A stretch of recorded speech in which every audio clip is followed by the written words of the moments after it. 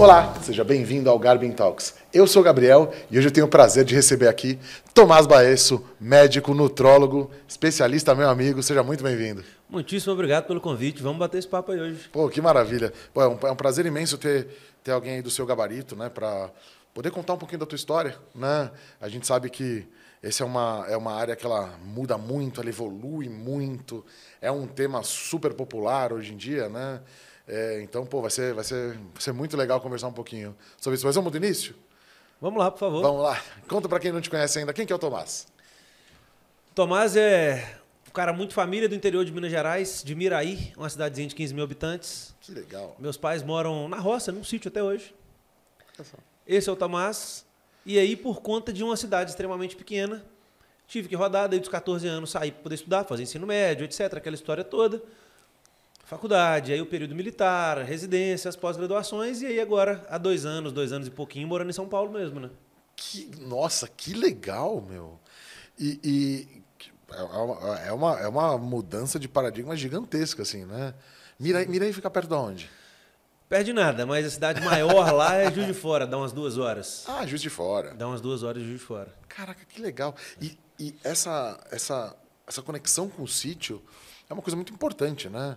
Porque o caminho de sair o garoto do sítio que vem vindo para a cidade tem os seus desafios bem... A gente foi meio escadinha, né? Então ficou mais fácil. A primeira cidade que eu fui, uma cidade do lado, para fazer ensino médio, tinha 60 mil habitantes. Depois Juiz de Fora.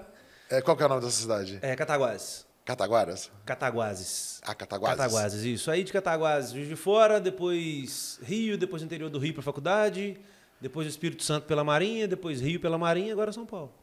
Deu uma rodada boa aí. Olha que legal, cara. Isso é uma coisa interessante, né? Porque você passou por 3 estados diferentes.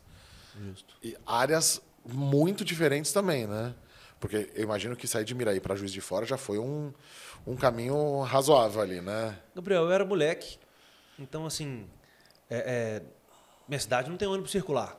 Foi aprender a usar ônibus, essas coisas todas, né? Caraca. Nessa época, já que eu sei que você fala muito aqui de negócio, nessa época eu vendia cosméticos, você acredita? É mesmo? Vendia Avon, Natura, Raco. Caraca. Vendia meu irmão mais velho, vendia isso, eu vi como é que fazia, falei, eu vou fazer esse troço também, ele me ajudou.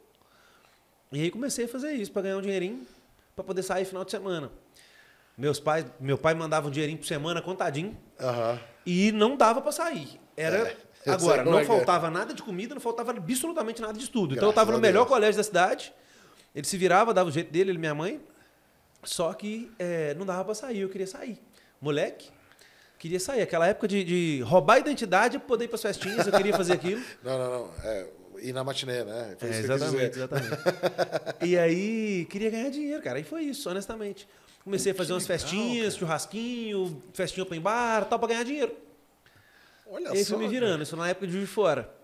E essa foi a sua primeira conexão com produtos para gente, produtos de uso pessoal, esse tipo de coisa?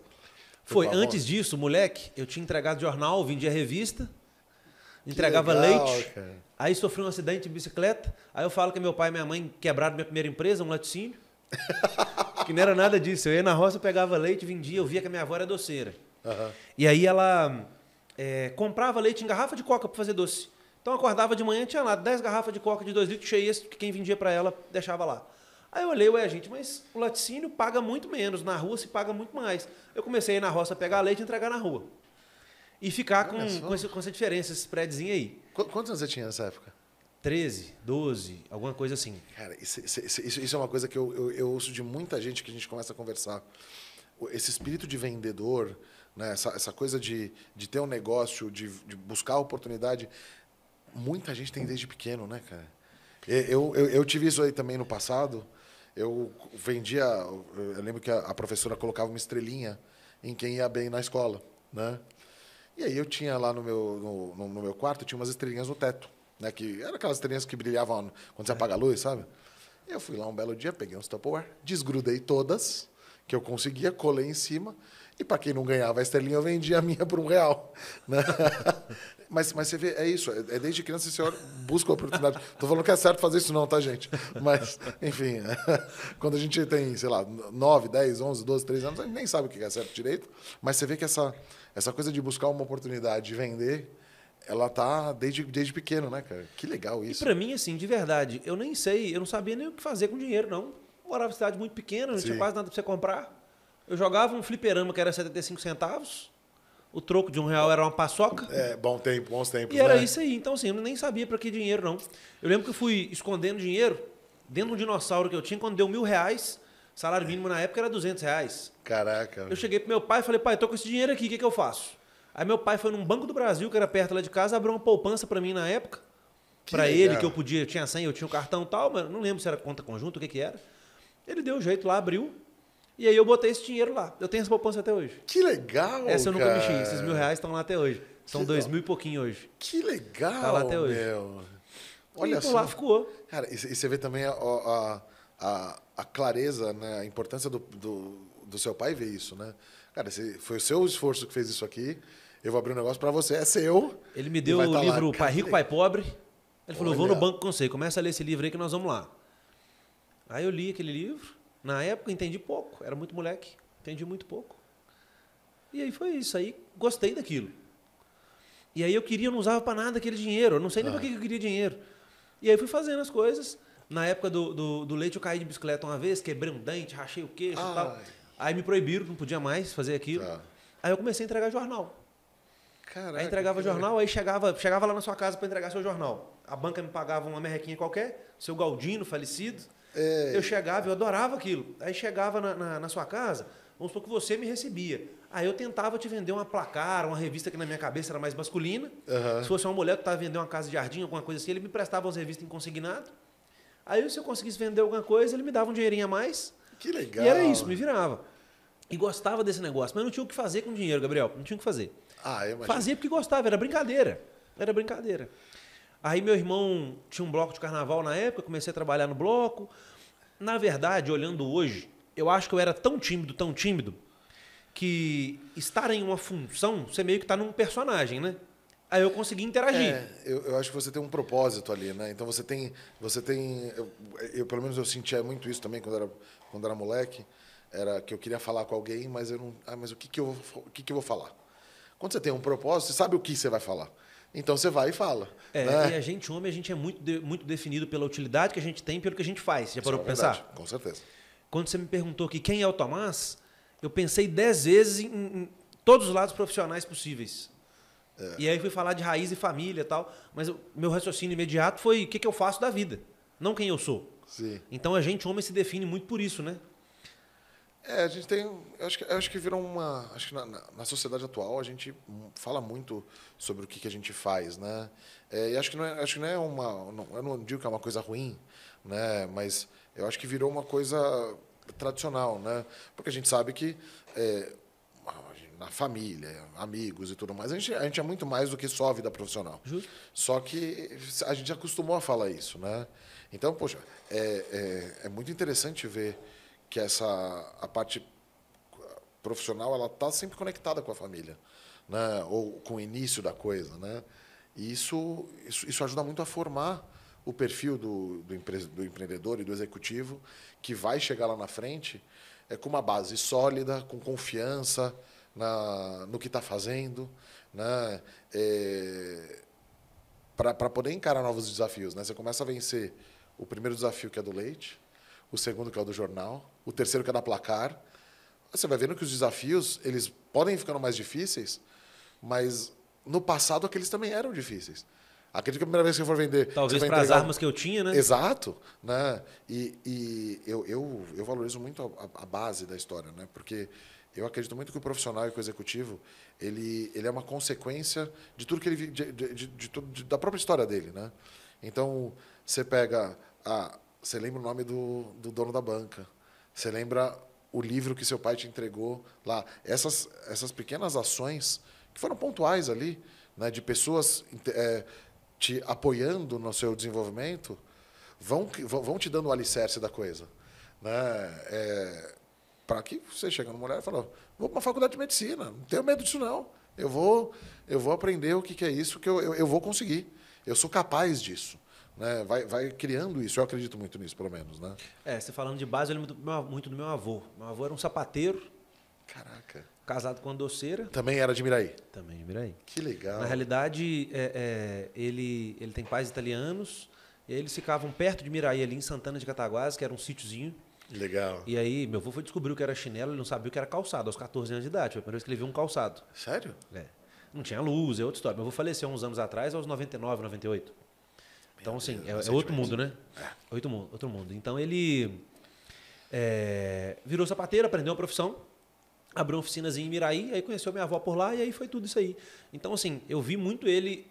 Meu exemplo primeiro de trabalho era ele. Porque meu avô, 5 horas da manhã, estava na oficina, 10 horas da noite estava fechando a oficina. Ele tinha um joelho torto para fora, de bater meia sola. E ele orgulhava daquilo, ele batia no joelho, no meio de um assunto, alguma coisa assim, ele orgulhava daquilo porque é ali que ele deu um jeito de bancar a família, né? Porra. Então eu tive esse exemplo de trabalho, sabe? Então, quando você falou isso, eu fiquei pensando, não, realmente, eu acho que os conceitos se confundem de que eu sou até olhando para meu pai e para meu avô, né? Sim. Meu pai... Sou ruim de número. Meu pai já bateu 70 anos. Eu liguei para ele hoje às 7 da manhã. Ele estava dentro do hospital trabalhando já. Que legal. E ama esse negócio. Seu pai faz o quê? Meu pai fez medicina também. Que legal. Formou em 1975. Que legal. 75 para agora, nós estamos falando o quê? 50 anos? Não é isso? Mais, não é? 70, 25. 55, né? É isso aí, 50 anos, né? 50, 51 né? anos. Não, é de 75 para 2025. Não, desculpa, 70, desculpa. É isso aí. Eu gravei os 70 na cabeça. Algo em torno de 50 anos e segue trabalhando, apaixonado com esse negócio. Que legal. Quando ele falou que ia para outra cidade fazer medicina, meu avô, pode fazer medicina? Isso não existe. Aí ele pegou, na época era um trem, pegou um trem, foi, chegou lá, descobriu que tinha que fazer um vestibular. Tá bom, então vamos estudar para isso. Aí ele começou a dar umas aulinhas de matemática para os outros, se bancar, morou numa pensão, na época tinha muita pensão. Sim, sim. E foi se virando. Aí voltou tempos depois, se eu não estiver enganado, eu acho que ele nem foi na festa de formatura, não tinha nem dinheiro para comprar roupa, que tinha que ir. E aí foi isso aí. Isso é uma coisa comum, né? Aí começou a dar a virada. Mas foram eles aí que trabalhavam muito. Do lado da minha mãe, eu não tenho tanta lembrança assim, porque meu avô paterno morreu muito cedo. Uhum. Eu tinha, eu acho que 1 ano, quando ele faleceu. Então eu tenho pouquíssimas lembranças dele. E a minha avó era dona de casa. Então eu não tinha esse exemplo do trabalho para fora, sabe? Eu me lembro dela costurar alguma coisinha e tal, mas aí já com um monte de filho adulto, minha avó teve 12 gestações ou 11 gestações, alguma coisa assim. Então já com um monte de filho adulto que ajudava financeiramente. Então, ali eu não tive esse exemplo, tive tantos outros. Mas do lado do meu pai eu tive, por exemplo, um trabalho muito forte, né? Sim. Minha avó escondia dinheiro do doce no sutiã para dar escondido pra gente. Porque ela faleceu, achamos no armário um monte de moeda que não valia mais nada, que ela escondia dela mesmo. Caraca. E era isso aí. Então, assim, foi um início de vida simples e delicioso. Eu era muito molecão de rua e gostava muito disso. Cara, que legal, cara. E essa movimentação de sair para ir para outra cidade, depois sair para ir para Juiz de Fora, como é que foi isso na conexão com família mesmo, etc? Porque isso deve ter sido, mesmo sendo moleque, você tem um momento um pouco delicado de mudança, né? Então, na realidade, o maior preço que eu pago até hoje é estar longe dos meus pais, não ver eles envelhecendo de perto, não estar fazendo parte ativa no dia a dia da família, apesar de a gente conversar por telefone todos os dias, né? Eu sempre tive uma ligação, assim, telefone fixo, ligava para o meu avô, para meus pais, todo dia, sem exceção, no final do dia. Mas não é a mesma coisa, não. Foi bom ir para Juiz de Fora, assim, para descobrir o mundo, né? Molecão. Aí fui morar sozinho, muito novo, começar a me virar, aprender a cozinhar, aquela história de sempre, né? Sim. Mas foi gostoso, foi gostoso. Eu cheguei, eu era gordo, cabelo comprido, muito tímido. Eu olhava os grupos assim, a gente quer fazer de tudo na cidade para fazer parte, né? Sim. Então eu chegava de ônibus circular e voltava a pé, porque eu não queria ir a pé para não chegar suado. E aí o povo chegava, era um colégio muito bom, chegava de carro importado. E eu olhava aquele, peraí, isso aqui não é o meu mundo. Então eu tive dificuldade de entrar ali. Teve um pessoal de Cataguases que foi, então eu me enturmei muito com eles, são meus amigos até hoje. Estava conversando com um deles agora, antes de chegar aqui, inclusive. Que beleza. Mas, honestamente, hoje eu olho assim, que aquilo ali provavelmente, ao mesmo tempo que me moldou de eu precisar entrar em grupos e etc., eu nunca fui muito cara do esporte, eu nunca fui bom em absolutamente nada que te deixasse mais popular. Tive que estudar. É isso aí. E aí foi isso aí. Sempre quis fazer medicina desde moleque. Queria outras coisas, mas a medicina sempre estava no meio. Que legal. A gente sempre tem aquela tia solteirona que faz a pergunta pro menino de 6 anos, né? O que você vai ser quando crescer? E o menino tá assim, não sei o que eu almocei agora há pouco, porque eu tava perguntando isso aí. Mas aí sempre, a resposta sempre teve medicina no meio, sempre quis. É mesmo? Meu pai nunca me levou muito pro trabalho dele, não. Minha mãe, que é professora, que me levava muito. Ela foi, Gabriel, diretora e professora de um colégio público. Que na minha cabeça, quando eu era criança, era ela dona. Uhum. Eu ia pra cantina, comia doce, até que um dia eu vi que ela foi lá pagar a conta. Aí eu falei, ué, mãe, por que você está pagando? Ela, como assim? Eu falei, não, você é dona, tá pagando para quê? Ela falou, não, sou dona, não sou empregada. Eu falei, como assim? Eu não sabia, não. Mas ela me levava mais, muito mais. E era isso. Caraca, isso. Minha vida de moleque foi essa aí. Que legal. E de lá, você teve o período militar que você de lá eu fui para Vassouras, no interior do Rio, fazer faculdade. Ah, você fez faculdade antes do período? Isso. Antes do período militar? Período. Porque Miraí só tem um tiro, acho que nem tiro de guerra tem só um escritóriozinho lá das Forças Armadas, 18 anos, só ganhei um carimbo e fui embora. Tá. Só que todo médico que forma com menos de 36 no Brasil tem que se realistar. Ah, é? Eu não sabia disso. E aí eu fui para Vassouras, e aí lá eu fiz outras coisas, Gabriel. Lá eu fazia festa, fazia evento acadêmico normal, vendia ingresso para ganhar dinheiro, fazia tudo que dava bolsa eu estava dentro, prestando as provas. Que legal. E lá eu fiz um negócio de aluguel. Quanto tempo que prescreve um crime? Porque era legal. Oi? Não sei. Tô brincando, mas é o seguinte, o que eu fazia? Lá tinha muito evento universitário. Uhum. Jogos de engenharia, jogos de medicina, jogos de não sei o quê. Do Rio, do Espírito Santo, caía tudo para lá. Tinham 6, 7 todo ano. O que eu fazia? Eu chegava em você, que você tinha uma casa lá, falava, Gabriel, eu vou te pagar um hotel esse final de semana aí para você ir embora com a sua família, mais R$1.000. Pra você me prestar a sua casa aí. Tinha gente que aceitava, tinha gente que não aceitava. Não tinha Airbnb, não existia isso, não tinha essas coisas. E o WhatsApp apareceu no Brasil, eu já estava lá perto do meio da faculdade. Sim. Então, assim, não tinha facilidade de comunicação, assim. Então, o pessoal que era dono de casas não queria alugar para molecada, para estudante, porque quebra tudo, etc, etc. Eu comecei a chegar para herdeiro, que está meio sem dinheiro, mas herdou um bem grande, para esse povo ir alugar a casa deles, um valor muito acima do valor de mercado, só que muito abaixo do valor de mercado de temporada. Uhum. E aí eu relocava para o povo de outras faculdades. Porque como eu era de uma faculdade aqui, o cara confiava em mim, o outro de Vassouras está me vendo ao vivo, sabe onde eu moro lá dentro, alugava para mim também, eu fazia essa transação aí. Que legal, E aí relocava a casa desse povo todo. E aí ganhava um dinheiro bom. Vendia pacote de viagem, fui me virando, cara, fui me virando. Aí depois que veio as Forças Armadas, eu fui chamado para Aeronáutica, aí fiquei lá acho que um mês ou menos, consegui transferir para a Marinha, aí fui para uma ilha, fiz o treinamento que tinha que ser feito lá e a Marinha me mandou para o Espírito Santo. Aí eu fui militar 12 ou 18 meses no Espírito Santo, depois fui para o Rio, e aí fiz residência de cirurgia geral no Rio. Que legal, cara. Jurei que eu ia operar a vida toda. Mas pera, vamos voltar aqui. Como é que foi isso de sair da faculdade e entrar na Marinha e no Exército? Eu não queria, não. Foi obrigatório, né? Ah! Você tem que então apresentar. Você falou, como é que é isso de ter que se realistar? Eu não sabia disso. Eu posso estar errando de idade, mas eu acho que é isso aí. Quem forma abaixo de 36 anos, homem, tem que se realistar, médicos. Aí a gente vai lá no Palácio Duque de Caxias, no Rio de Janeiro, fica lá 200 homens formados daquele ano, todo mundo em fila. Entrega documento, faz exame físico, etc. E eles ficam escolhendo lá quem vai, quem não vai. Tem os critérios, obviamente, né? Sim. Eu acho que idade quanto menor, mais chance de você ir. Tem alguns critérios assim. Sim. Algumas doenças são excludentes. Fora isso. Mas quando eu olhei o grupo lá, minha sala tinha mais de 60 mulheres. E uns 15 homens. Eu falei, não teve jeito não, vou ir. Para mim não vai ter como. Aí fui chamado. E você ficou no Espírito Santo? Primeiro fiquei no Rio, acho que é Campo dos Afonsos, não me lembro muito bem, na Aeronáutica. Depois fui para uma ilha, no Rio, fazer o treinamento. Aí depois fui transferido para o Espírito Santo, para Vila Velha. Que aí era Marinha já? Era Marinha. Muito diferente essa relação aeronáutica-marinha, assim? É diferente porque você vai fazer de serviço. Na Marinha eu estava numa base que tinha praia dentro da base. Então é diferente esse tipo de coisa. Sim. A função da força em si é muito diferente. A aeronáutica faz aeroportos, Marinha, por mais óbvio que pareça, faz portos, mas faz muito porto fluvial também. Então tem capitania dos portos em Belo Horizonte. Olha só. Que parece não fazer o menor sentido, né? Mas faz. Enfim. E aí fui para lá. Era o EAMES, era um colégio de formar marinheiros lá no Espírito Santo e que tinha um ambulatório médico até grande. E aí fiquei lá servindo. já tinha passado na prova de residência médica no Rio de Janeiro, fui fazer cirurgia no Rio. Que legal, cara. Na minha cabeça, eu ia operar a vida inteira. Lá pro meio da residência, eu falei, não, vou fazer nutrologia. Mas na minha cabeça era para complementar a atividade cirúrgica. Sim. Nunca me imaginei sentado aqui num consultório feliz e batendo papo e conversando, nunca imaginei. Consultório para mim era penitência. É porque mesmo? tinha que fazer, porque se operar alguém, você tem que fazer o pré e o pós-operatório. Aham. Mas nunca quis. E cirurgião nenhum quase gosta. Olha E só. eu não me lembro agora de cabeça de ninguém que fala, nossa, que tesão ir pro consultório.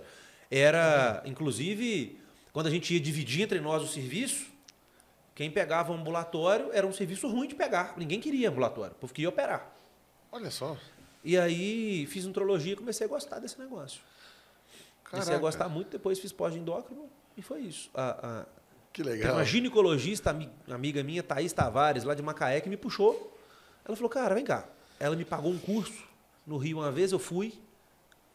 Aí comecei a ver um cara falando de hormônio lá. Eu falei, nossa, gostei disso. Falando de emagrecimento e tal. Eu falei, gostei desse negócio. Mas era um mundo muito diferente do meu. Mas gostei, ficou na minha cabeça. Esse cara é o Guilherme, que depois virou meu professor, hoje é meu sócio aqui em São Paulo. Que legal, cara. Que legal. E foi isso aí, a Thaís que me puxou para esse mundo. E hoje eu não me vejo fazendo outra coisa. Cara, essas conexões, né? A gente vai se formando, a gente vai desenvolvendo o caminho profissional, né? Até que chega um momento que a coisa dá match, né? É muito curioso isso, né? Você vê, poxa, você vendeu uma série de outras coisas, fez as suas... Teve experiência em várias outras áreas, né? Chegou a cirurgia, que cirurgia basicamente é o ápice de muito médico, né? Sim, sim, sem dúvida. Até, por exemplo, os que eu conheço que são cirurgiões, eles são cirurgiões com muito, assim, até, como você falou, vão fazer isso para a vida, né? Correto. Até porque eu não sei como, mas acredito que seja uma das coisas mais difíceis de se alcançar na medicina, né? Tá entre elas, certamente. Porque, bom, pelo menos do lado do paciente, acho que é uma das mais difíceis de encarar, né? Você tem que fazer Eu uma acho que tem muita cirurgia. área complexa. A cirurgia é uma área com muita responsabilidade. Com E o que certeza. acontece? Eu acho que o cirurgião é visto dessa forma, meio não me toque assim, porque se precisar abrir uma barriga, é só ele que faz. Então eu acho que ele tem uma habilidade muito exclusiva, sabe? E um apêndice da medicina muito exclusivo, assim, que quem não está ali no meio, não tem como você enrolar no negócio. Ah, não, acho que eu consigo fazer um pouquinho, se precisar de um especialista eu chamo. Não tem jeito. Então eu acho que por isso que cria essa imagem, sabe? Mas assim, foi bom, foi uma ótima habilidade que eu adicionei para a vida. Sim. Até hoje, para fazer implante, tem outros médicos que me mandam, vários outros médicos me mandam pacientes quando um implante dá errado. Porque aí tem que tirar. E é um procedimento cirúrgico, minimamente invasivo, extremamente simples, tudo mais, mas que requer alguma habilidade ali, né? Você sabe que eu tenho medo. De quê? Quando eu vou fazer, né? Eu tenho implante hormonal, né? Para fazer o controle hormonal. E sempre que eu chego lá, eu chego com medo, porque não porque porque dói, porque nada, porque realmente não dói. É a coisa da injeção, desse tipo de coisa Fazer que sempre é dá fácil. o... Fazer é fácil. Fazer direito é um pouquinho mais complexo. E quando precisa tirar, é difícil. Tirar é que é ruim. Você imagina, achar aquele comprimidinho que você viu lá dentro. É pior, tá? E a maioria deles é bio... Existe absorvível e não absorvível. Para homem é muito difícil fazer o não absorvível, que é um tubinhozinho de silicone. Porque eu precisaria de muitos tubos, 15 tubos, 20 tubos, fica muita coisa. Para a mulher, a gente consegue fazer essa reposição com uma quantidade de tubos muito inferior. Então, para a mulher, às vezes a gente usa, eu uso bastante, inclusive, silásticos, que chamam, eles são de silicone, uns tubinhos com hormônio depositado dentro. Então, ele entrega uma vantagem que eu tiro ele a qualquer momento. O absorvível, a depender do estado de absorção ali, você não tira ele mais. Você não tira ele mais. Então, é por isso que eu gosto de testar outras vias primeiro. Então, a gente testa outras vias. Ah, bacana, achei a sua dose para o seu problema, para a sua doença, para a menopausa daquela mulher, para endometriose, para lipedema, o que é que seja. Aí eu gosto de migrar para o implante quando há necessidade, às vezes não é. Não, às vezes não há. E isso é uma coisa que eu posso testar, essa avaliação inicial e tudo mais, ela é muito bem pautadinha, né? Testa um, testa outro, faz exame, vê se melhorou, vê se não melhorou. Ah, não está melhorando aqui, está diminuindo aqui e tal. Isso é uma coisa que é muito importante, dá muita confiança para o lado do paciente, até de você fazer um procedimento diferente, né? Fico feliz em saber disso. E assim, eu acho que existe não só o compromisso com o que eu preciso entregar de saúde ali. A medicina é um negócio? Sim, ela é um negócio, ela é o que paga minhas contas. Exato. Só que, em primeiro lugar, eu falo isso com as meninas da clínica com uma grande frequência. Eu acho que você deve ter ouvido isso de mim. Eu penso em alguns pontos.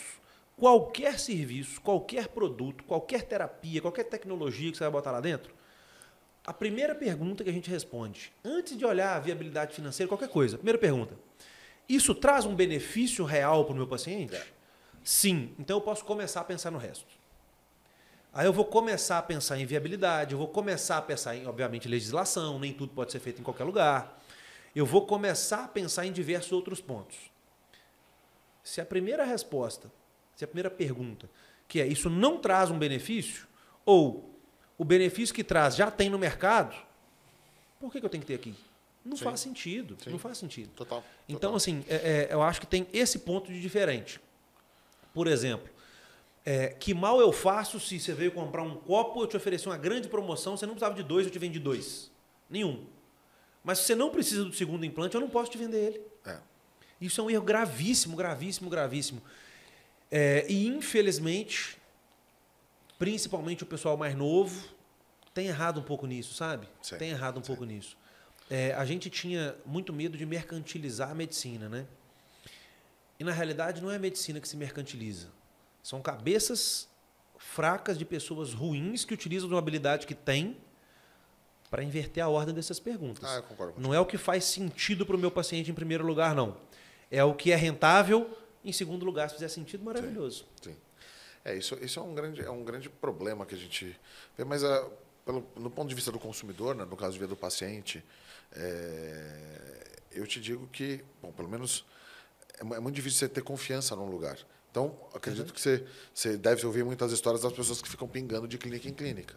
Né, ou perguntam, acho que já te indiquei umas 2, 3 pessoas, né, todos eles falam, continuam lá e estão bem na história. Né? Só que você vê que as pessoas pingam. Inclusive, o começo que eu te conheci, você não estava ainda na clínica, né? Não, não lembro nem se a obra já estava acontecendo. Não, acho que foi antes, né? Até porque isso é uma coisa muito curiosa, né? Porque, beleza, já sou cirurgião, fui para a nutrologia, estou apto a isso. Do nutrólogo para o empresário. É um caminho... É outro mundo. É outro mundo. Como é que foi essa coisa? Porque antes você clinicava em outras clínicas, né? Em outras clínicas. Assim, eu tinha meu atendimento particular, mas era numa sala alugada. Sim. E no Rio eu já estava na Nutrindo. A Nutrindo é a marca que está por trás da clínica aqui em São Paulo hoje. Uhum. Nutrindo são 8 clínicas pelo Brasil. Que legal. Niterói, Rio, Macaé, Cabo Frio, Belém do Pará, São Paulo, etc. E a Nutrindo, ela entrega esse serviço de gestão. RH, jurídico, etc. E isso facilita muito a vida. Só que no início, a Nutrindo não tinha esse modelo quando a gente começou. A gente começou lá atrás, numa unidade da Thaís, aquela que me puxou para essa área, lá em Macaé, que é onde ela trabalha. Thaís é um fenômeno, uma procura de quantidade de paciente que eu nunca vi igual. É a top 1 da Nutrindo em quantidade de atendimento, sem comparação com ninguém. Que legal. Uma máquina de atender gente que eu nunca vi igual, assim, competentíssima. Foi ginecologista da minha mãe. Eu escolhi ela para cuidar da minha mãe. Então, assim, será que eu confio nela? Não precisa nem questionar, né? E aí, o que aconteceu? A gente foi desbravando esse terreno, porque é algo que a imensa maioria da população não sabe fazer. Médico, então, muito pouco sabe de medicina, quanto mais do resto. Então, é um negócio que a gente não sabe. Contratar, demitir, fazer estoque, ter apoio jurídico... Você vê lá, quando é de termo que você assina, quando você vai lá fazer um procedimento. Eu não sei fazer isso não, gente. Mas eu tenho que saber qual escritório de advocacia eu tenho que trazer. Sim. Eu tenho que saber onde eu vou buscar meus fornecedores. Porque se você abrir meu direct agora no Instagram, tem 5, 6, 7 marcas me oferecendo para vender implante, para vender injetável, para vender tudo. Como é que eu descubro se essa marca ela realmente está apta a me entregar algo de qualidade? Que tipo de certificados tem que ter? A gente não sabia fazer isso. Então a gente foi aprendendo. Isso é normal, né? Porque... Aí acho que é uma coisa que em todo profissional, né? Porque no Brasil a gente tem uma cultura muito pequena de ensinar o todo do que é ser empresário. Mas acho que é uma falha, talvez, do sistema todo, porque mesmo que você faça uma faculdade de administração, você aprende, sei lá, 20%, 30% do que você vai precisar para montar uma... Te prepara para dar aula, não para trabalhar. Né? Então, assim... esse caminho é um caminho muito complexo, né? Porque, além da parte jurídica, inventário e tudo mais, marketing, a parte de... Opa, pera, agora eu não sou mais só eu, o médico. Tudo bem, eu atendo autônomo, estou fazendo meus trabalhos, o que eu ganhar está aqui. Agora eu tenho um aluguel para pagar, agora eu tenho funcionário para contratar funcionário, saber se chegou na hora ou não, como é que está o clima, administrar aquelas coisas que não são cotidianas do dia a dia, até os problemas pessoais das pessoas muitas vezes têm que se envolver, etc. Né? Essa mudança é uma mudança muito drástica, né, para o profissional, né? Para ele sair da cadeira de, eu vou colocar como funcionário, mesmo que individual, para a cadeira do empresário, né? Gabriel, eu acho que, no meu ponto de vista, a maior deficiência que eu tive, que talvez ainda tenha, e para mim é o mais difícil de todos, a gente tem uma equipe quase 100% feminina. Vocês, mulheres que estão ouvindo aí, vocês são sensíveis. A mulher entra numa sala, ela entendeu, opa, o clima aqui não está legal, tem alguma coisa acontecendo. Aí ela chega no almoço, ela pergunta para uma, pergunta para outra, descobre o que é, ela sentiu aquilo ali. Eu não sou essa pessoa. Eu sou extremamente prático, analítico, etc. Tanto é que, quando eu não treino de manhã em jejum, a Simone, que é gerente aqui de São Paulo, que está comigo há muito tempo, foi minha chefe já em outro lugar. Olha só. A Simone, ela fala, você não treinou, né? Por quê? Está muito prático. Você não está grosso, mas está muito prático. Uhum. Eu fico meio sem pavio mais curto. Apesar de ser zero estressado. Sim. Enfim, foi de verdade, eu comecei a fazer terapia, inclusive, na entrevista com o terapeuta, ele, o que você quer? Eu falei, eu preciso ser um pouquinho mais sensível, eu tenho que entender um pouquinho mais de gente, é isso que eu quero. Foi de verdade, para mim, o mais difícil. E talvez a maior responsabilidade seja ali, estou tirando a parte médica do negócio, quem é contratado e vem trabalhar com a gente, você tem isso na sua loja. Opa, com certeza. Você é responsável pela vida dessa pessoa. Total. Essa pessoa acreditou no que você falou, ela está ou largando um emprego ou saindo do mercado, ela tem uma expectativa, ela tem um sonho que você fez parte dessa criação, Sim. quando você promete ela uma carreira, Sim. e aí você traz ela. A partir de agora, no meu ponto de vista, é todo mundo meu filho. Sim, É total. todo mundo meu filho. Então, assim, eu preciso gerar formas, eu falo isso com eles. Empresa é ponte. Você quer ir para onde? Você não vai passar a vida inteira aqui. Você quer ir para onde? Sim. Como é que eu vou te ajudar a chegar lá? É uma faculdade que você precisa fazer? Bacana, vamos flexibilizar seus horários. Agora, aqui não é ONG, não é filantropia. Você tem que me ajudar a atingir os objetivos da empresa, porque se a gente não atingir os objetivos da empresa, eu quebro, você quebra junto. Sim. Então, assim, isso é um negócio e o que eu chamo de agentes multiplicadores. Eu tenho um programa de mentoria hoje. Aham. Hoje nós somos, se eu não estiver enganado, acho que 15 ou 16 médicos dentro desse programa. Que legal, cara. Eles desembolsam um dinheiro que é pesado para a gente gerar um acompanhamento anual e eu tenho que tirar esse cara do ponto que ele está hoje e transformar ele num profissional que agora construiu o próprio espaço, que aprendeu a captar paciente, que aprendeu tecnicamente a cuidar desses pacientes. Sim. Parte técnica médica, tal, a gente tem estudo lá. Então, o que a gente fez, Gabriel? A gente colocou suporte contábil e financeiro, social media, tráfego pago, comercial. Fizemos um clube, pegamos os fornecedores da gente. Vem cá, eu preciso de um preço diferente para esse cara, porque ele vai começar a carreira agora. Então, a gente montou um clube de benefícios para eles comprarem tão barato quanto a gente. Porque comprar em rede é fácil, comprar barato. Sim. Eu compro 8 clínicas. É provável que em algumas marcas eu tenho certeza, mas em quase todas as marcas ali, ninguém no Brasil compra o que a gente compra delas, Sim. em volume. Então fica fácil. A gente agora expandiu isso para eles também. Além disso, a gente dá uma aula teórica semanal, suporte no WhatsApp 24 horas. Tem gente que nunca tinha atendido ninguém. Olha só. Faz uma pré-entrevista com o seu paciente, me manda os exames dele. Você vai chegar no dia da consulta, nós já vamos ter discutido hipoteticamente o caso dele.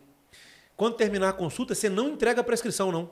Você vai discutir ela comigo e você entrega à noite. Ah, mas aí meu paciente vai ficar inseguro? Muito pelo contrário. Ele tem que ficar mais seguro. Sim. Porque ele vai ter alguém que não é júnior, olhando o caso dele inteiro, e ele não está pagando a minha consulta. Ele está pagando a da profissional que está começando agora, que custa 1/3, 20%, 25% dessa consulta. Então a gente faz isso. É pegar na mão por um ano e entregar esse cara pronto para o mercado. Cara, isso é muito legal, né, cara? Isso é muito legal porque realmente falta isso no mercado. Porque o que não falta hoje é gente querendo te ensinar como você vai ser rico. Né? Pô, faz o que... Clica aqui que eu vou te ensinar... Você fala, gente... enfim... Eu não vou dizer aqui que eu duvido da capacidade das pessoas, porque aí eu também ia estar me contradizendo no que eu geralmente falo. Mas eu não sei como eles fariam isso. Talvez eles sejam muito mais ricos que, né, do que eu e tudo mais, do que tem. Não que eu sou rico, tá, gente? Mas tenham mais dinheiro, mais sucesso, etc. Mas eu não consigo ver. Eu consigo ver uma coisa, como você falou, caminhando passo a passo, desenvolvendo passo a passo, para que você consiga desenvolver. Pô, você está acompanhando há um ano, cara, é um tempo muito bom para o mentorado aprender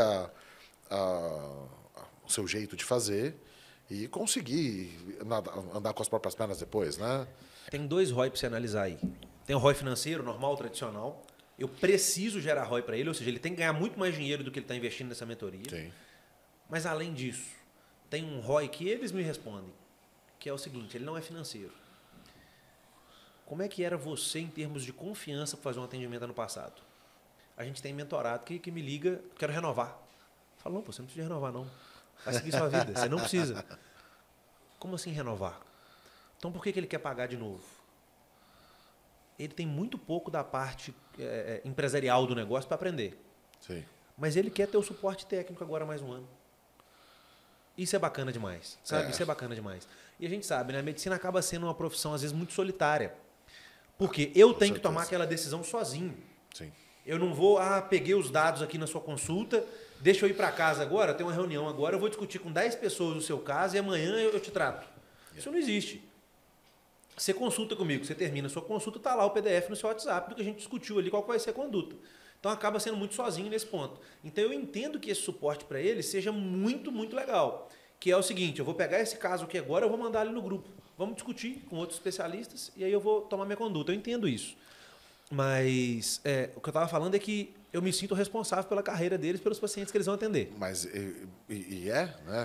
Se a gente for avaliar na prática, é curioso, né? Mas quanto mais solitária a cadeira, e aí, obviamente, a do médico ela é muito solitária mesmo, mas e a do empresário também é solitária. Ou seja, você tem 2 cadeiras solitárias ali, né? Quanto mais solitário, mais responsabilidade sobre os outros você tem. Então, o que você falou, você está perfeito. Assim, a partir do momento que você tem um colaborador junto na tua empresa, né, fazendo parte do teu time, parte da tua família ali, você tem responsabilidade sobre o que está acontecendo. Né? As suas decisões vão afetar a estabilidade dessa família. Né? Total. Então, assim, eu gosto muito de uma frase que o Flávio Augusto fala, que a estabilidade não existe. Eu concordo muito com ele. Eu li um livro dele quando eu saí da Marinha, Ponto de Inflexão. Enfim, e a gente ouve a história dele, né? Você fala, pô, dá para entender o porquê que ele tem essa maturidade de pensamento, etc. Agora, a gente como empresário, a gente tenta dar a maior estabilidade possível para o nosso time, né? Então, a gente pode acreditar que estabilidade não existe, a gente sabe disso. Só que para o time eu tenho que dar a maior de todas, o máximo que eu conseguir de estabilidade. E a mesma coisa para o seu cliente. Né? Se o seu cliente se sente instável com o seu paciente, no caso, né? O seu, tanto o médico quanto o paciente seu e o paciente dele, a estabilidade dele está voltada ao quanto esse paciente também vai estar estável no seu tratamento, vai estar com confiança, vai ter a sua retaguarda, né? Porque faz muito, é muito importante. Poxa, eu não tenho o que fazer aqui, eu tô numa dúvida aqui. Pô, você tem um telefone para você mandar? Fala que não sabe. Fala que não sabe, eu não tenho problema com isso. Outra coisa que eu penso é o seguinte. Na medicina, há uma necessidade... Na medicina não, qualquer negócio, há uma necessidade de conexão. Uhum. Por exemplo, chega um cliente lá na sua loja, o cara é extremamente questionador, o cara está discutindo preço com você o tempo inteiro, ele usa o orçamento do seu concorrente e fala assim, não, mas esse aqui no concorrente é desse jeito, ele me dá uma vírgulazinha a mais aqui, uma a menos e tal. Você vai conectar nesse cliente? Dificilmente. Dificilmente. Quando você está numa parte mais prática, né, a gente fica...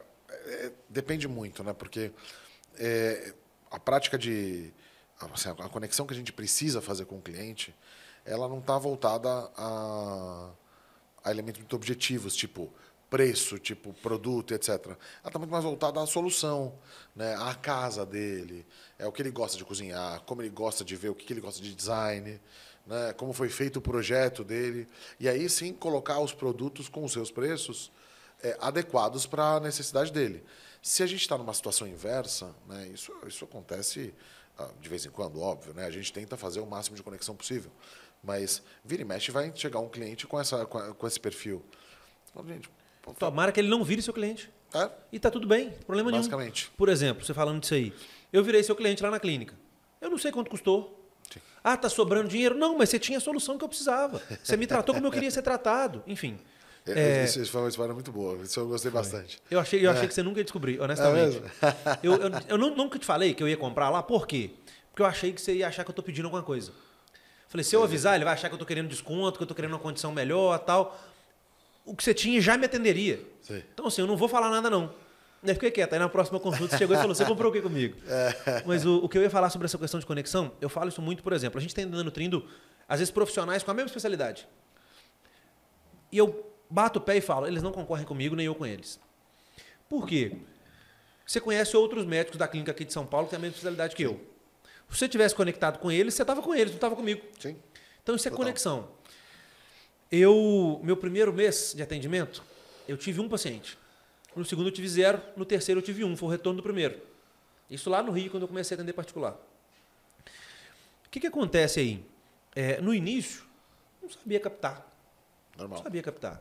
Eu não sabia o que eu tinha que falar na internet, eu não sabia se eu tinha que estar na internet, eu não sabia se eu vou criar um programa de indicação na medicina, será que não fica feio? Não sei, eu não sabia absolutamente nada.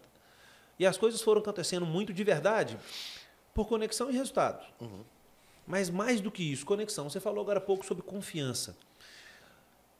Por que o indivíduo confia em você? Porque ele conectou. Sim, total. Se ele não conectou, ele não confia.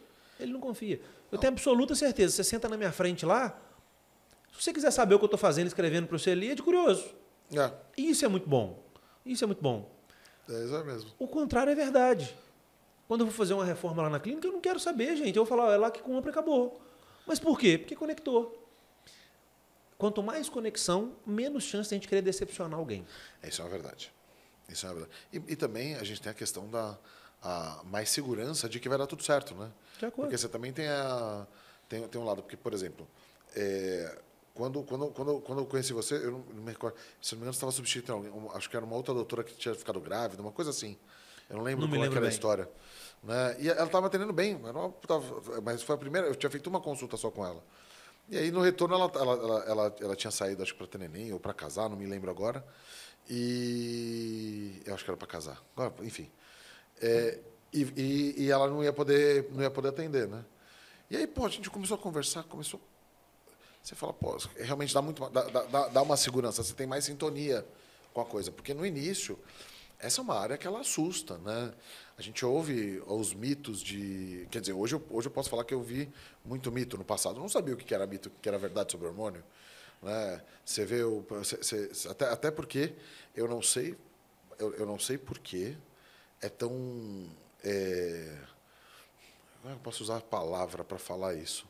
Sei lá, tem muita gente que tem vergonha de falar que usa hormônio. Né? Sendo que a pessoa não está gigantesca, sabe? A pessoa não usa para anabolizar, por exemplo, na prática, para ficar gigantesco. A pessoa usa para fazer uma reposição, mas muita gente não fala. E foi curioso, porque quando eu comecei a usar a reposição hormonal, né, que estava muito baixa, né, enfim, eu fiquei numa dúvida muito grande. Eu fui falar com um amigo meu, que ele é do CrossFit e tudo mais, ele era a única pessoa que tinha me falado que já tinha usado. Né? E aí, quando ele me falou, eu falei, beleza, vamos para cima. Foi antes até de te conhecer, que era o creminho ainda, né? Que foi a primeira entrada, né, no negócio. E aí, tipo, quando você vai entrando nesse negócio, se você usou o remédio certo para o seu problema certo, e você está usando pelo motivo também correto, que é equilibrar a questão hormonal, você está fazendo o certo. O propósito que a medicina está aí para fazer, né? Como é que você se sentia antes da testosterona? Eu tinha muito problema, você sabe. Eu tinha problema de dor de cabeça, eu dormia muito mal, né? Eu estava me machucando um pouquinho mais no jiu-jitsu, por exemplo, né? Uma dor aqui, uma dor ali. Isso foi melhorando muito, né? E hoje?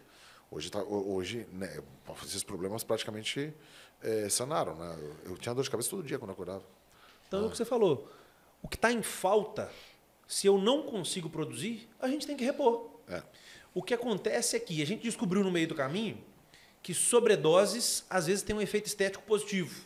Às vezes. E aí a gente começa a usar por esses motivos. O que acontece é que a gente tem, por exemplo, o mercado paralelo. O que aquele indivíduo aplica ali? Não sei, nem ele sabe. Yeah. Então a gente tem um mercado paralelo muito grande no Brasil, vendendo drogas que a gente não sabe o que é. E existe um contrassenso muito grande na medicina. Olha que loucura. E por isso que vem esse mito da testosterona, não tem que fazer porque eu vou morrer, aquela história toda. Sim. Olha bem, você pode pegar uma criança de 6 anos de idade, 8 anos de idade, que queimou e está no CTI, eu posso fazer anabolizante para ela. Não tem problema nenhum, está escrito na bula, ninguém da medicina me bate, você pode fazer. Você pode pegar uma mulher biológica e fazer doses masculinas de hormônio nela na transição de gênero. E está tudo bem. Tem estudos longos aí, não tem problema nenhum cardiovascular, está tudo bem. Ninguém fala nada para você. A gente pode pegar um indivíduo que tem baixíssima massa magra e fazer doses altas de hormônio anabolizante. E está tudo bem. Por fim, eu posso pegar alguém com uma doença de fígado grave e fazer um anabolizante com esse indivíduo internado no CTI. Está tudo bem. Agora, eu pego um homem adulto saudável, se eu fizer uma testosterona, não, agora você colocou a vida dele em risco.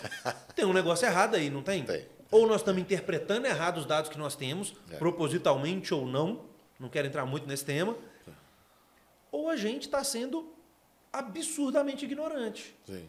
Porque, assim, os públicos que eu te falei, o que para eles eu posso? Sim. Mas para um homem que tem testosterona baixa, que está sintomático, se eu faço é um absurdo. Então eu acho que a gente está deixando de tratar direito as pessoas. Eu concordo plenamente contigo, né? E é curioso, mas depois que você começa a fazer, realmente você se sente muito melhor. Né? Eu tive uma experiência, não sei se você vai se recordar, acho que foi em 2023, que eu fui eu fui ficar 2 meses nos Estados Unidos e eu fui fazer um curso e depois fui viajar com os amigos, né? E no período que eu estava fazendo o curso, eu levei, né? E tomava lá, né? A injeção e tudo mais, né? Tudo bem. Depois a gente foi viajar. Vamos ficar 2 semanas viajando. A gente foi para Las Vegas, fomos para San Diego e tudo mais. Aí nesse período eu não levei. Gente, eu lembrei de como era acordar com dor de cabeça. Você voltou, seu Gabriel de antes. É muito ruim. Então, assim, obviamente que a coisa tem que ser muito bem controlada, que nem é sempre feito, né? Pô, você tem exame... Eu lembro que tem uma vez que eu tirei 39 tubinhos de sangue aqui. Você faz exame de sangue, você faz sonografia, você faz todos os testes cardiovasculares. Então, assim, isso tem que ser feito com frequência. A gente tem alguns colaterais que podem acontecer, e aí nós temos que tratar esse negócio, nós temos que pensar em outras vias, em outras medicações, sem sombra de dúvida. Eu acho que o hormônio ele traz junto de si uma grande responsabilidade, que a gente pode se dar o luxo de ter menos com outras prescrições. Um indivíduo que está tomando uma creatina, eu não preciso que ele faça a cada 3, 4, 5, 6 meses exame de sangue por conta disso, não. Sim. Mas um indivíduo que está usando uma medicação de uso crônico, um hormônio, um tarja preta, por assim dizer, eu tenho que ver ele mais de perto. Isso é normal. Isso é normal. Mas o que a gente tem que entender é medicação, quando bem utilizada, em dose correta, para o indivíduo correto, ele entrega melhora de qualidade de vida, não é piora, não. Se está entregando piora, nós erramos em algum lugar no caminho aí. Ele tem que rever.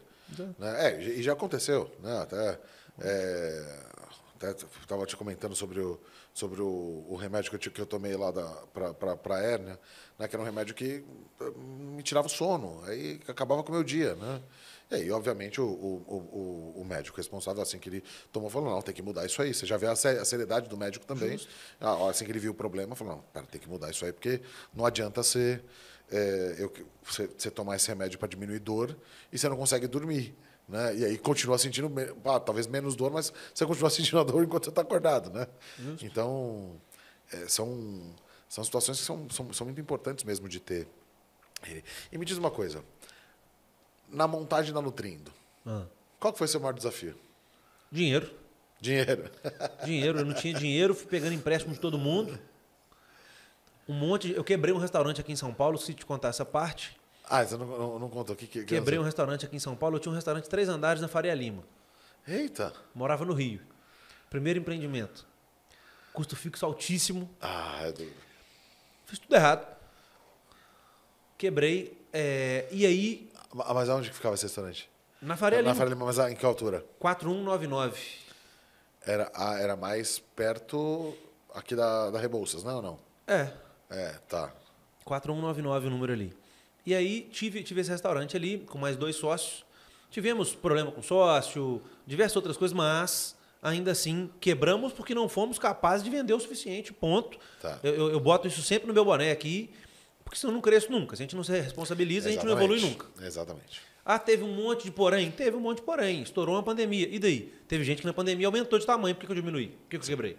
Então, assim, isso não me dói, não.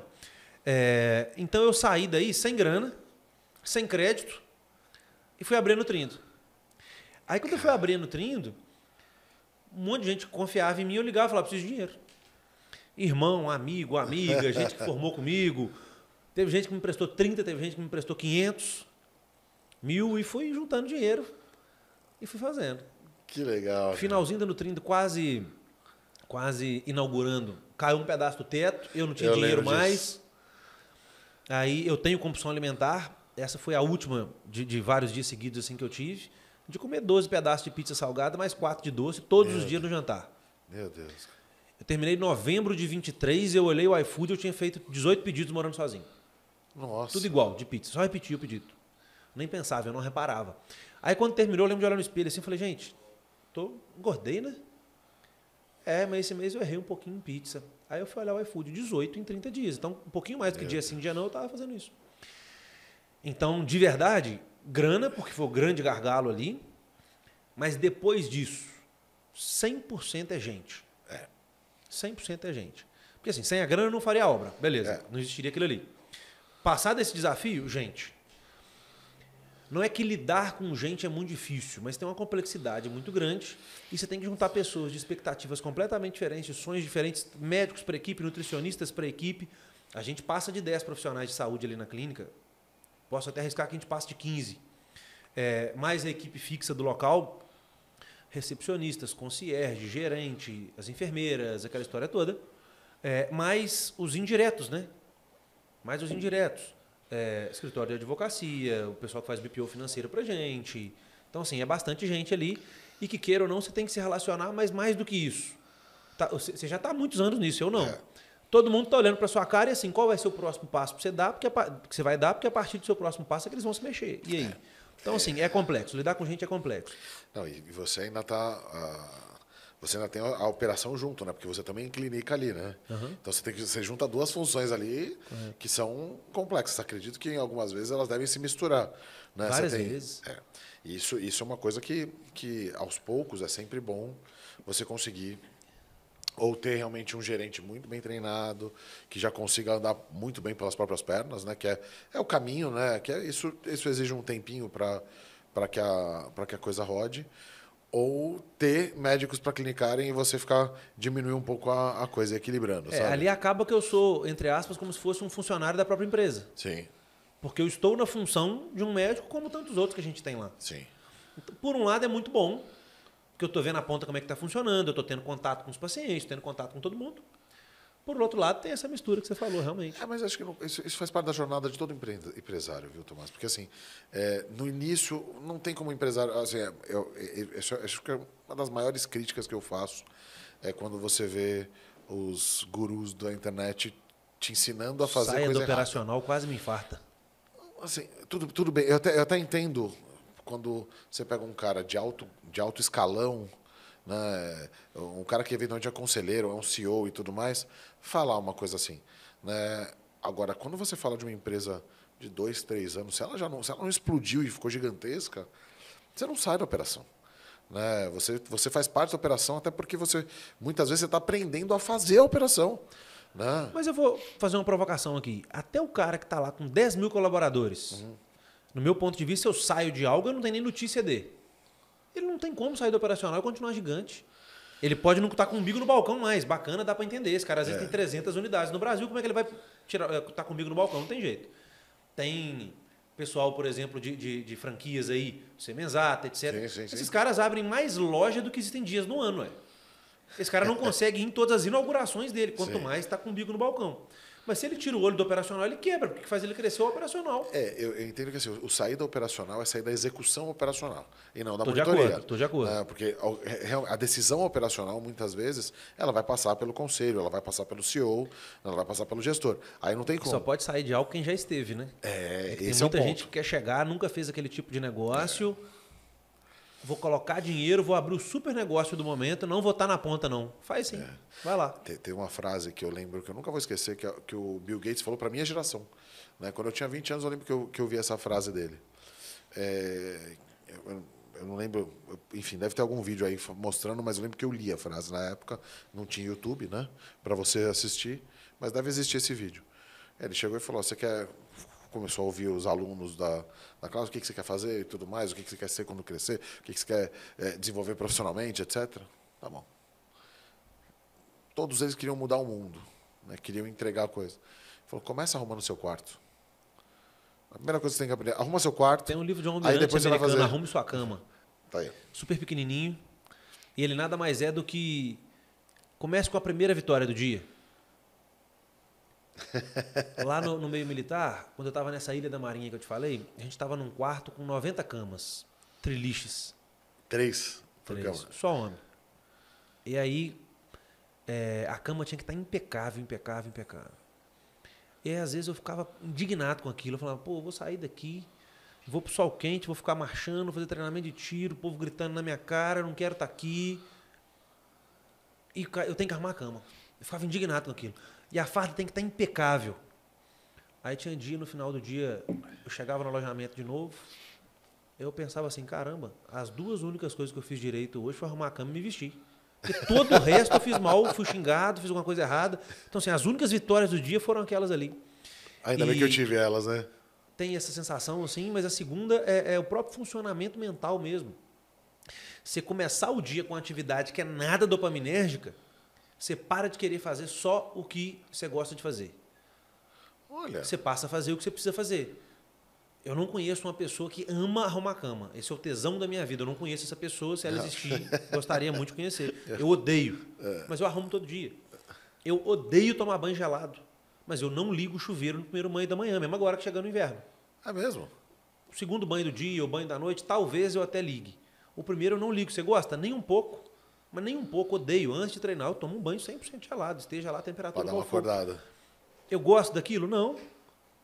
Eu estou dizendo para o meu corpo: faça o que precisa ser feito, não o que você quer fazer. Isso me ajuda a errar menos na comida, isso me ajuda em vários pontos do dia em que eu quero fazer o que eu gosto e eu não vou fazer o que eu gosto. Isso me ajuda muito, me ajuda a seguir dieta, me ajuda a treinar mais pesado. Por quê? Eu acabei de fazer um troço horroroso. Eu acabei de tomar um banho com o queixo batendo, eu tive que controlar a respiração debaixo d'água. Aquilo é horrível, horroroso.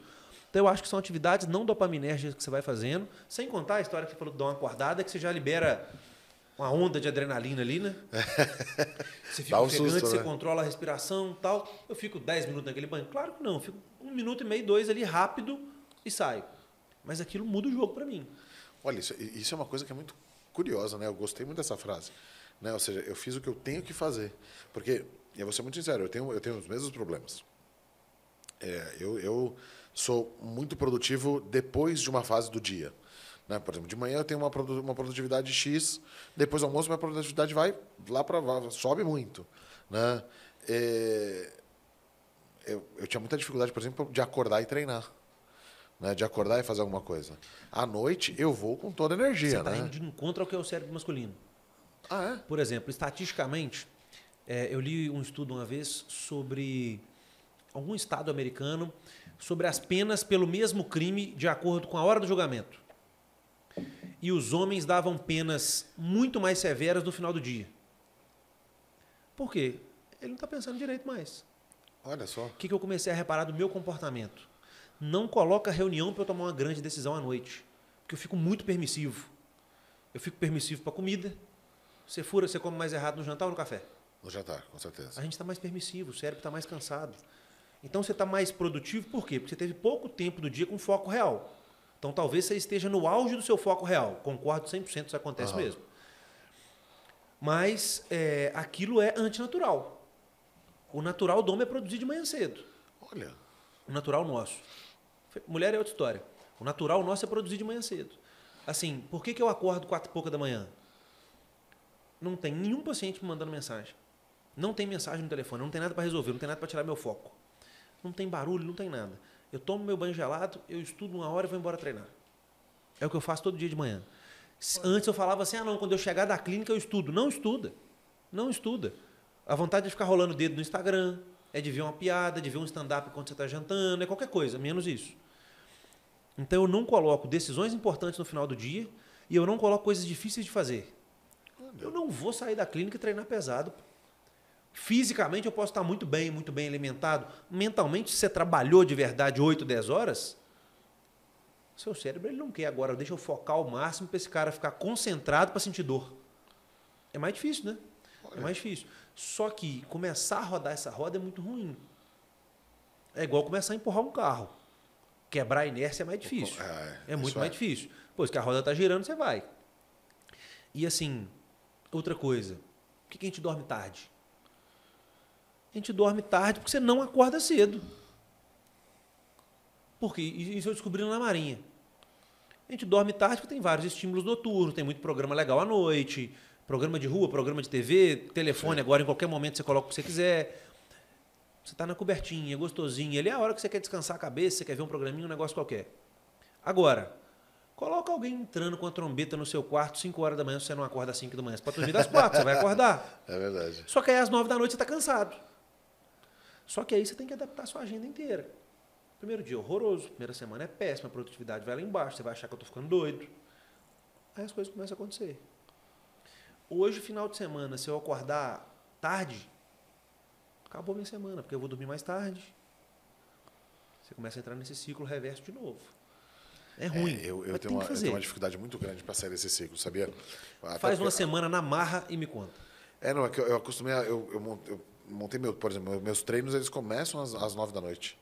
Né? Então eu vou para o jiu-jitsu às 9 da noite. Então aí uma musculação todo dia de manhã. Não, eu tenho 3 vezes por semana eu faço musculação de manhã. Você está começando? Eu saio do trabalho e vou. Eu vou lá às 11 horas. Na hora do almoço. Mais perto, antes do almoço. Joga antes do trabalho. Você tem a possibilidade de mexer em horários? Tenho. Joga antes do trabalho. Você vai odiar a primeira semana. Você vai odiar a primeira semana. Já não gosto muito. Você vai odiar. Juro por Deus. Faz uma semaninha só, Gabriel. Se na segunda semana você não se sentir muito mais produtivo, nunca mais faz e segue o seu ciclo normal. Uhum. Mas faz uma semana. Só que assim, sua mãe está na forca, você não falta esse treino hoje. Uhum. Mas é uma semana assim, engrena 7, 10 dias sem errar nenhum dia. Eu duvido que você não vai falar, caramba, agora eu tenho mais 3 horas de alta produtividade dentro da empresa. Tudo que você libera de neurotransmissor, de hormônio, etc., são hormônios neurotransmissores de foco. Não, agora que você está falando, teve uma época na minha vida que eu optei por não ter mais carro. Né? Então eu ia de bicicleta. Tem uma bicicleta. Eu moro nas montanhas aqui, eu moro na Zona Oeste. Né? Então, em Perdiz só tem morro. Né? Então eu tenho uma bicicleta que ela tem o pedal assist lá, elétrica, né? Só que eu tinha que ir para o trabalho pedalando. Né? Então, mesmo indo e voltando pedalando, realmente você tinha uma energia diferente, uma disposição diferente da coisa. Quem treina de manhã muda o jogo. Muda o jogo. Eu pego mais carga quando eu treino no final do dia. Acredito que sim. Eu estou mais alimentado, lotado de glicogênio, aquela história toda. Mas o cérebro muda completamente. Aquilo que eu te falei que a Simone falava. Uhum. Eu sei que você não treinou hoje. Como é que você sabe? Você está muito prático. Eu começava a perder detalhes. Ficava um pouquinho mais irritado sem perceber. Tomava decisões mais rápido porque eu queria acabar logo com aquela discussão na minha cabeça. Uhum. Eu não percebia. Só que só tem mulher lá, todas elas sabiam. Eita. Eu não precisava falar nada, todas elas sabiam. E realmente, eu rendo menos.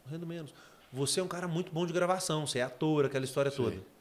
Dia que eu tenho que gravar, que você tem que trocar roupa. Se eu não treinar cedo, eu faço a gravação no final de semana.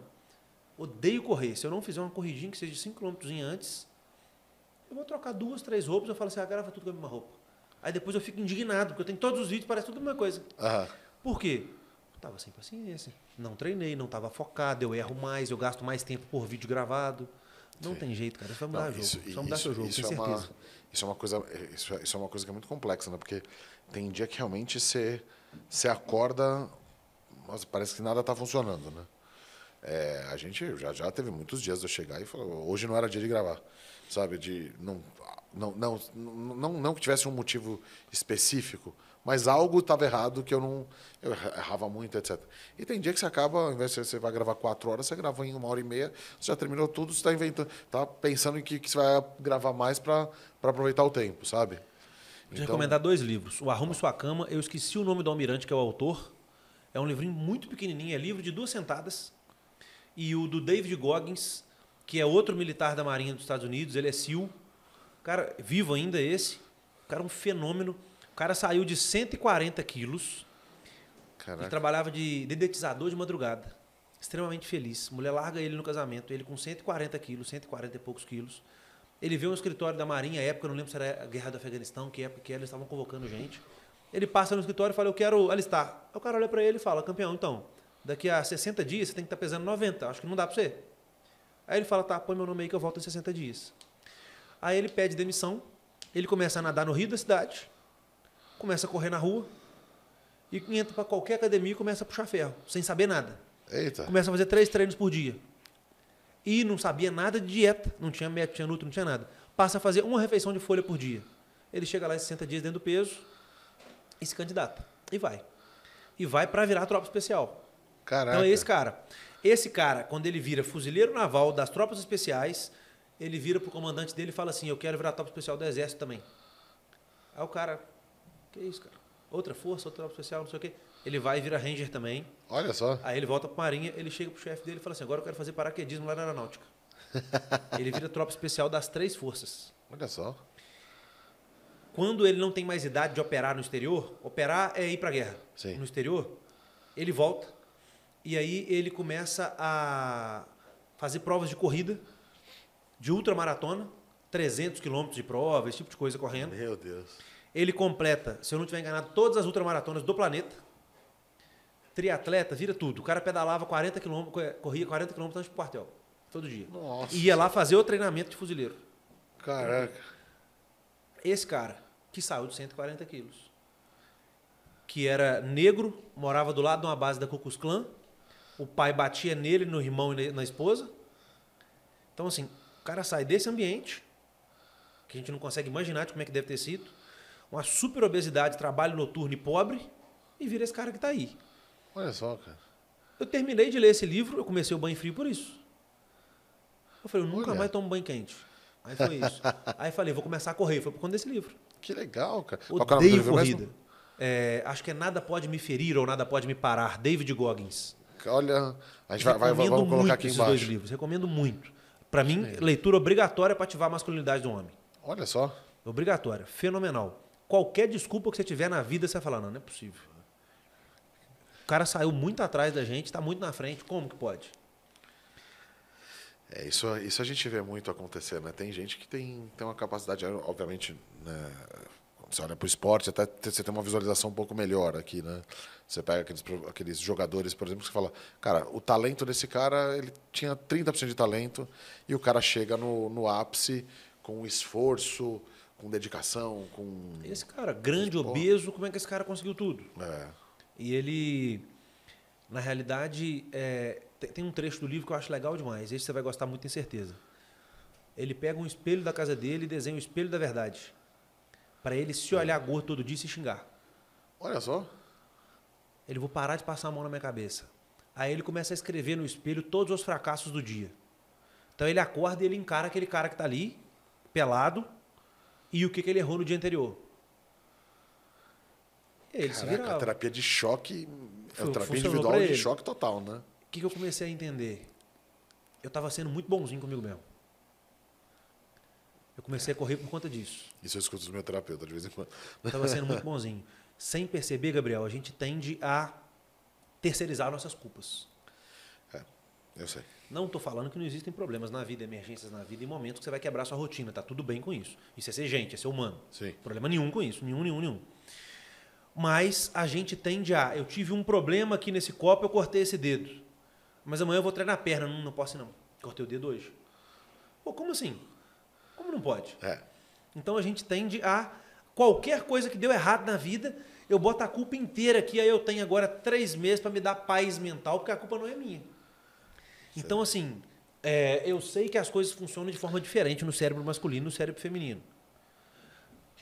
Mas um homem masculino no sentido mental, de funcionamento mental, a gente aguenta isso, pô.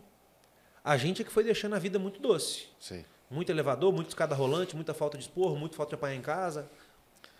Pode ser que cancele o seu podcast, a culpa seja minha, mas a gente está se passando a mão na cabeça demais. Sim. Isso é uma coisa que faz todo sentido, né? Muitas vezes a luta é contra a gente mesmo, né? Então... Sempre é. E a gente vai entender, a gente sabe o nosso drama, né? Então, às vezes, a gente ouve o drama do outro ou fica com dó da pessoa. Quando acontece com a gente, inconscientemente, a gente fica igual. Tem todo sentido a gente dar um passo para trás e olhar o que a gente o que a gente está fazendo e como isso vai afetar o nosso dia a dia, né? Então, é bem... eu vou te mandar esses 2 livros hoje, quando a gente terminar aqui. Manda que eu vou pegar para ler. Você vai gostar demais. E tem algumas coisas que eu queria te perguntar. O seu período militar. O que ele te trouxe de bom para o profissional e para o empresário Tomás hoje? Primeiro ponto, além de disparado, controle emocional. Mas disparado. Você tem que seguir uma ordem que você não concorda. E aí não concorda, não é porque ele é uma ordem ridícula, não. É porque eu estou olhando dentro do meu barquinho aqui. Então o meu remo está mal invernizado. Para mim aquele é o problema. Mas meu comandante está olhando 200 barquinhos. Então tem 10 aqui que estão furados. A gente vai morrer aqui. Será que ele está preocupado com invernizar o meu? Não, ele sabe que eu tenho esse problema. Só que a minha visão está aqui, eu não estou vendo todo. Então foi começar a entender o seguinte. Existem pessoas acima de mim que estão enxergando todo e por isso estão tomando essa decisão. E é por isso que eu vou cumprir essa ordem. Além de ser obrigado a. Então, assim, esse tipo de controle emocional foi muito bom, porque eu sempre fui um cara de ter o perfil de ter as rédeas das decisões das coisas. Ter perfil de liderança, etc. Agora não mais. Agora tem alguém acima de mim que sabe, enxerga um panorama que eu não consigo enxergar. Então, esse foi um ganho absurdo. A primeira semana do treinamento militar, você é despido de orgulho. Por quê? Raspam o seu cabelo. Você antes tinha sua individualidade. Agora você é um número ou qualquer coisa assim dentro de uma tropa. Com todo mundo vestido igual. Você é humilhado para comer. Você é humilhado para ir ao banheiro. Você é humilhado para qualquer coisa que você faz. Então você aprende a reduzir o seu orgulho e ego extremamente. E você é obrigado a pensar pela coletividade. Porque se você marcha errado do meu lado, meu comandante não quer saber que foi você que marchou errado. Todos vão pagar por isso. Todos vão pagar por um período maior de jejum, por marchar um pouco mais. Teve dia que eu marchei carregando a bandeira do Brasil de farda social, sapato social, 10 quilômetros. Nossa. E azar. 3 dias seguidos. 10 quilômetros, 3 dias seguidos. Caramba. E azar. Isso já oficial, não era aluno mais não. O oficial acima de mim falou que é assim que tinha que ser feito, é assim que vai ser feito. Então, assim, no início você tem que segurar a frustração, segurar a raiva, entender aquele negócio. Então, no primeiro momento, você fica com muita raiva. Primeiro, você fica chateado, triste pelo orgulho, meio depressivão. Aí você aprende a lidar com aquilo. Aí o segundo ponto é muita frustração. Você fica muito chateado por ter alguém fazendo uma coisa errada do seu lado e você que está pagando por ele. Como assim eu vou pagar por ele? Aí o terceiro e último ponto eu acho que eu entendi a coletividade aqui. Vamos jogar isso para o mundo de empresa, que é a conexão que você pediu para eu te fazer? Sim. A eterna briga, por exemplo, do marketing com o comercial lá na sua loja. Desculpa, pô. Se o cara do comercial está mal treinado para vender, eu do marketing, se eu sei fazer, eu tenho que ir lá na ponta e ensinar esse cara a fazer. Mas não é o meu setor. Azar, ué. Sim. Se os dois setores não estão juntos, você não vai progredir. Então você começa a enxergar mais coletividade. Mas para o Tomás Pessoa, controle de emoções. Controle de emoções. Você pode falar um palmo na minha cara, cuspir na minha cara, que eu não vou brigar com você por isso. Controle de emoções foi muito forte para mim. Disparado, assim. Foi o maior ganho que eu tive lá. E, bicho, me conta uma coisa. O que você contaria pro estudante de medicina ou pro rapaz que mora no sítio, numa cidade como Miraí, né? O que você diria para essa pessoa que está... Vamos fazer duas. O que você diria para essa pessoa que está no interior, no sítio, que quer enfrentar a cidade grande, quer encarar esse desafio para crescer? E o segundo é o que você diria para aquela pessoa que acabou de se formar médica e fala, cara, o que eu vou fazer agora? 2 contextos aqui. Estou imaginando alguém com pouca condição de acesso à informação, hoje é difícil porque tem internet, mas e com pouca condição financeira. Perfeito. Para esse perfil aqui, eu diria o seguinte: leia tudo que você puder, aprenda uma outra língua, porque tem muito conhecimento que está no inglês. Leia tudo que você puder, escute tudo que você puder, esquece música, você está obrigado a só ouvir podcast na sua vida. Esquece novela, Netflix, Jornal Nacional, você é proibido de ver tudo isso. Você só pode ver documentário da sua área, só vai ver vídeo da sua área. Legal. Você vai estudar, consumir todo o conteúdo enquanto você estiver acordado sobre aquilo, enquanto você está lá no seu trabalho.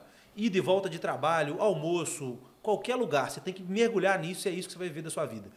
É uma forma extremamente barata e, na maioria das vezes, de graça, de você pegar conhecimento com pessoas que já fizeram. Tem muito conhecimento gratuito na internet. Sim. Então, leitura, áudio e vídeo. Sua vida agora, se eu fosse falar isso para mim, eu com 15 anos de idade, minha vida agora não existe música popular para você, não existe nada disso, é só esse tipo de conteúdo que você vai consumir. Ponto. Agora, o indivíduo que já formou médico ou qualquer outra profissão, que ele possa investir um pouquinho de grana na carreira, eu diria para ele o seguinte: contrate um mentor. Legal. Nada corta mais caminho do que quem já chegou lá. Olha. Eu hoje, recém-formado, eu pegaria a melhor mentoria da minha área e falei: é isso que eu quero, eu vou pagar esse cara. Ó, eu fiz residência médica, eu fiz 3 pós-graduações, um MBA. Nada disso me fez ter um salto profissional tão grande que quanto eu contratei um mentor. Que legal, cara. Antigamente era mais difícil. Antigamente o mentor era um conhecido do seu pai. Porque os nossos círculos eram... Você conhecia o quê? 500 pessoas na vida? Se conhecesse. Então precisava haver esse laço. Ah, não, é um chefe que está me ajudando muito. Hoje em dia você abre a internet, você olha conteúdo gratuito, forma de se portar, resultado real. Ah, não, gente, se o indivíduo fala o que você quer ouvir, se o indivíduo chegou onde você quer chegar, ou se ele está trilhando um caminho que você quer começar a trilhar, tá aí. Escuta esse cara. Eu hoje pagaria todo o dinheiro que eu coloquei no restaurante lá atrás, os 400 mil reais, para contratar o melhor mentor que eu pudesse. É o que eu faria hoje. Agora, não adianta contratar um mentor se ele for te vender um curso e não uma mentoria. Ele tem que estar disponível e engajado no seu crescimento. Isso é uma coisa muito importante. Senão não adianta. O mentor ele tem que participar. Né? Isso acho que é uma das grandes diferenças que tem de quem faz, por exemplo, uma pessoa não vai fazer mentoria para 1000 pessoas. Né? Ela vai fazer, ela é um ser humano também, ela tem uma capacidade mais limitada ali para pessoas para fazer uma boa mentoria. Né? Então, é realmente um conselho muito bom, né? Porque realmente uma mentoria, hoje, pela base de falta de conhecimento que é dado nas academias mesmo, para formar um excelente profissional ou até um empresário, eu acho que a mentoria pode ser um bom caminho mesmo também. Gabriel, olha, eu não sabia como que eu vou para o mundo particular. Não sei. Como é que eu alugo uma clínica? O médico hoje, ele pode perder o CRM dele se ele fizer, por exemplo, um implante num lugar que não tem liberação para isso. Olha só. Se eu faço uma reposição de ferro injetável em você e eu estou num lugar que eu não tenho um carrinho de parada com desfibrilador, eu não tenho uma remoção rápida de UTI para um hospital, alguma coisa assim, o cara pode ser impedido de exercer medicina. Então eu acho que tem muito risco da ruína no caminho. Uhum. Se alguém não limpar esse mato para você, você vai levar anos para chegar lá. É o normal. Eu escutava antigamente os professores da faculdade que para lotar um consultório são 10 anos, 7 anos. Olha só. Talvez eles tivessem razão. Hoje a gente tem um canhão da internet que você é mais visto, mas mais do que isso. Hoje você tem acesso ao que as pessoas fazem. Então é isso que eu buscaria. Sem grana, eu buscaria o gratuito, podcast, vídeo, livros. Com grana, eu buscaria um mentor. Mas, de novo, um cara que vai entregar horas da vida dele de verdade para mim. Que legal. Porque não adianta ser mentor e só dar aula em grupo no Zoom. Eu também, isso não é ser mentor, não, desculpa. Isso não, isso é dar curso, né? Mês passado eu fui em São Luís do Maranhão na clínica de 2 mentorados. Legal. Daqui a 2 semanas eu estou indo em Salvador na clínica de outra mentorada. Legal. Eu quero ir lá dar pitaco em tudo. Talvez eu tenha alguma coisinha para passar para elas nesse momento. Sem dúvida. Não, e também dá segurança, né, do fato de você estar lá. Né? Afinal de contas, o mentorado, ele também, muitas vezes, quer ter esse porto seguro para poder consultar se precisar, poder aconselhar. Então, é realmente muito válido. Né? É o que eu faria, do fundo do coração. Que legal. Tomás, eu não tenho nem palavras para agradecer a tua presença aqui. Obrigado né? a vocês. A gente tem assunto para durar muito mais tempo, né?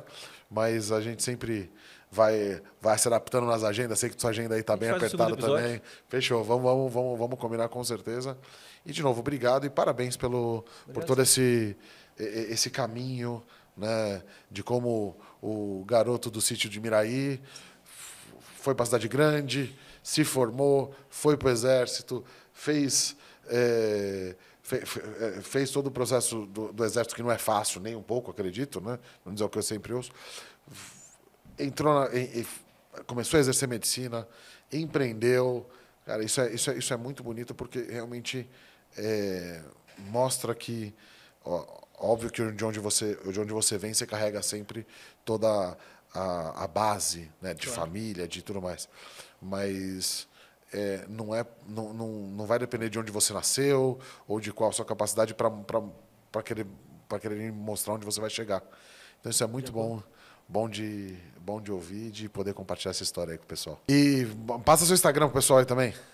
@Tomás Baesso e a clínica @Nutrindo Ideais. Tomás com H, THOMAZ. Pode seguir que conteúdo de primeira, ótimas caixinhas de pergunta. Todo dia tem caixinha. Aí, ó. Isso é ótimo para tirar dúvida, vou te dizer. E de novo, muito obrigado por tudo que a gente sempre faz. Convite. Valeu. E para você que está em casa, gostou? Curte, compartilha e vamos que vamos.